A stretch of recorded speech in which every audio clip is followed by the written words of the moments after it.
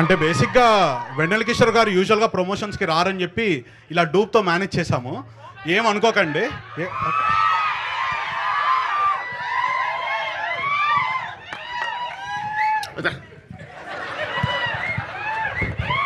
ఇది నిజమే కదా, నిజమే. మీరు ప్రమోషన్స్కి వచ్చారు కదా, ఇది నిజంగానే నిజం కదా.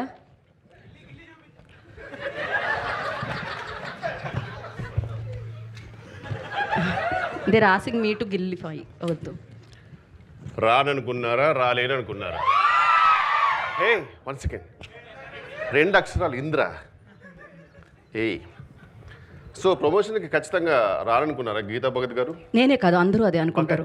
1 second, Ustaad Bhagat Singh. So guys, media మిత్రులకు, సత్య ఫ్యాన్స్కి, రితేష్ కల్ట్ ఫ్యాన్స్కి అండ్ రియా సింగాడే డెబ్యూ ఫ్యాన్స్కి స్వాగతం. నాకు థ్యాంక్ యూ అన్న.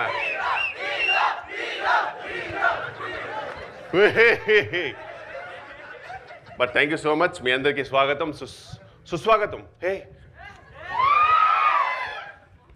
సో బేసిక్గా నా పేరు మీరు డైరెక్ట్గా థియేటర్లో తెలుసుకుంటే బెటర్. ఆన్ May 1st నేను రీసెంట్గా దుబాయ్ నుంచి కొచ్చికి రిటర్న్ ఫ్లైట్ వస్తున్నప్పుడు స్వింగ్ ఫిషర్ అనే ఫ్లైట్లో, ఆ ఫ్లైట్లో ఊహించని విచిత్రాలు జరిగిపోయాయండి.